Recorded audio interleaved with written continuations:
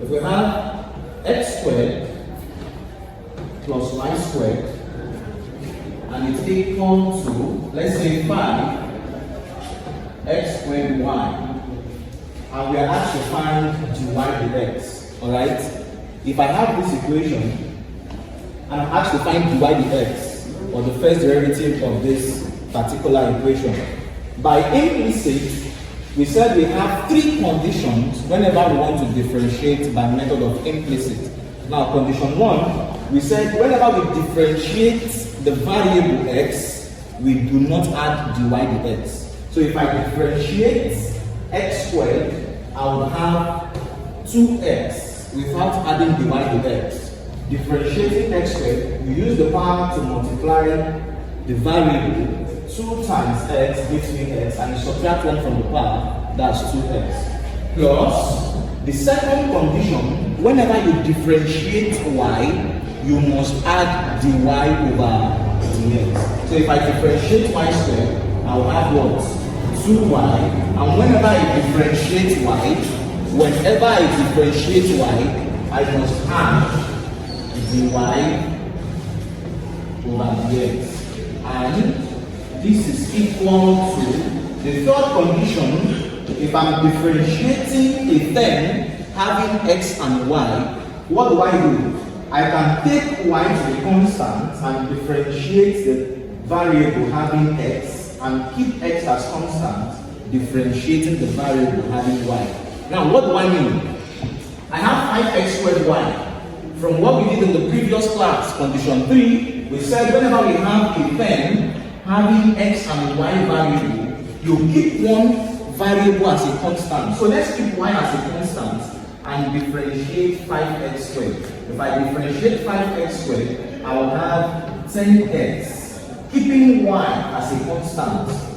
What is in the bracket is what is kept as a constant. Now, we kept y as a constant and we differentiated 5x squared.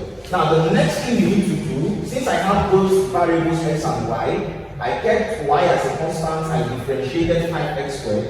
The next thing I have to do, I will keep 5x squared as a constant and differentiate y. So if I keep 5x squared as a constant and differentiate y, if I differentiate y, I will have dy over dx. So at this point, I'm going to open the brackets and collect like terms.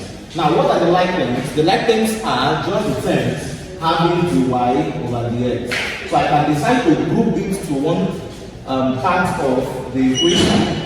So if I move, please listen up, I'm going to move 2y over dx to the right and take 10xy to the left, such that I have this as 2x. If I move 10xy to the left, its sign will change from plus to minus 10xy, and this is equal to what I have on the right hand part of the equation is 5x squared dy over dx. Now, if I move plus 2y dy over dx to the right hand side, this plus sign will change to minus, and I'll have minus what? 2y dy over what?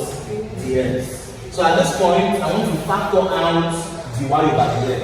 So I have this to be 2x minus 10xy. It's equal to, if I factor out dy over dx, I will have dy over dx factored out. What is left would be 5x squared minus 2y. At this point, I want to divide both sides by 5x squared minus 2y, so that I'm going to make dy by the x subject of formula. So if you divide all through by 5x squared minus 2y, you divide here by 5x squared minus 2y.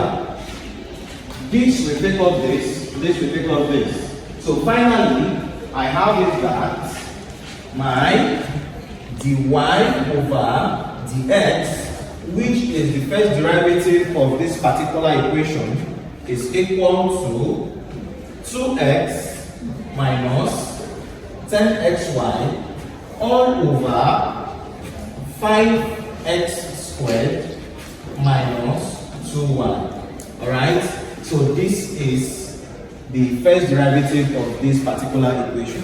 Alright, there are more solved examples on the previous video,